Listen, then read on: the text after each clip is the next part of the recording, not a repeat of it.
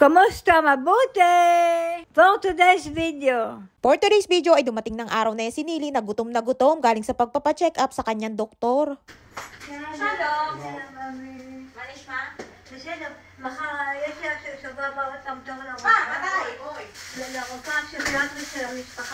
Ay nga't pagbukas ko pa nga lamang ng pinto ay todo kwento na agad si Nilush. At pagdating pa nga lamang nila ni Rapi ay tawag-tawag na agad ni Lola at pinapupunta sa kanyang kwarto. Kaya naman sabi ko kay Nili, pumunta muna siya kay Lola bago ko siya palitan ng damit. Dahil kapag hindi lumapit agad si Nili ay mai-imbier na si Lola Bells.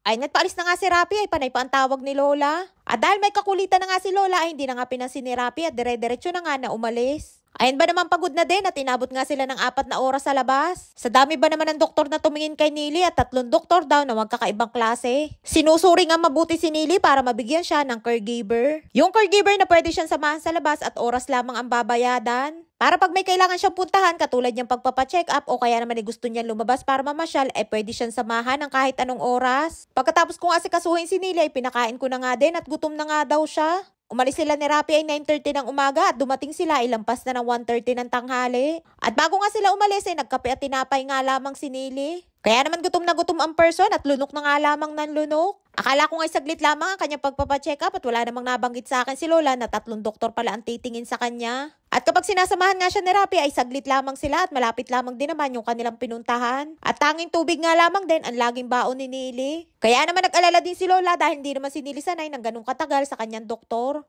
At nagsisi pa nga si Lola at hindi man lamang daw niya napadalan sa akin ng kahit insure man lamang na pwedeng mainom ni Nili. Buti na nga lamang si Nili at mabait at hindi mareklamo at hindi man lamang nagsabi sa kanyang kasama na gutom na siya. Kaya naman napakainin ko hindi na nga magkamayaw sa pagsubo dahil sa gutom. Pagkatapos nga ni Niling kumain ay alam na niya agad ang kasunod na gagawin. At yan nga ay ang uminom ng kanyang mga gamot. Sariling sikap nga si Nili sa pag-inom ng kanyang mga gamot at hindi ko na nga kailangan sabihin. Dahil alam niya lahat ng kanyang mga gamot at kung anong oras ito iinumin.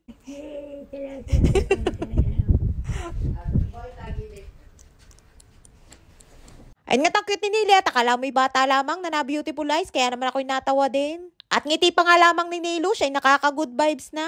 Ay siya'y shoutout time muna tayo for today's video. Shoutout po kay Glenda Atienza ng Rasak Bantila ng Sariaya, Quezon. Shoutout po sa Beltran family mula kay Diana Martinez. Shoutout po kay Maria Bernadette Tilagas ng Cavite. Shoutout po kay Penny Reyes Gomez ng Tanawan, Batangas. Shoutout po kay Nene Garay mula kay Mylene Garay ng General Santos City. Shoutout po kay Elizabeth Sago ng Nueva Ecija. At shoutout po kay Lara ng Candelaria, Quezon. Maraming po salamat sa inyong suporta at laging panonood. Mag-ingat po kayo palagi. Ay nga't pupunta sana si Nili sa kwarto ni Lola nang biglang napabalik at naalaala na mayroon pa siyang kailangang inumin na isa pang gamot. Napakadaming ang gamot ni Nili at 7 klase ng iba't ibang gamot ang kailangan niyang inumin araw-araw. Pagkatapos kong asikasuhin si Nili, lalabas naman ako para kuhanin ang kanyang mga gamot sa butika. Pagkaabot nga ni Nili sa akin ng card ay saglit lamang daw at kukuha daw siya ng pera na pang grocery ko. Kita niyo naman at hanggang sa pag-aabot ng pera ay todo smile pa din. At ang sabi pa nga sa akin ay wag ko daw kakalimutan ang kanyang mga gamot. Ay siya hanggang dito lamang ating kwento for today's video and please subscribe to my YouTube channel. Please follow and share. Salamat!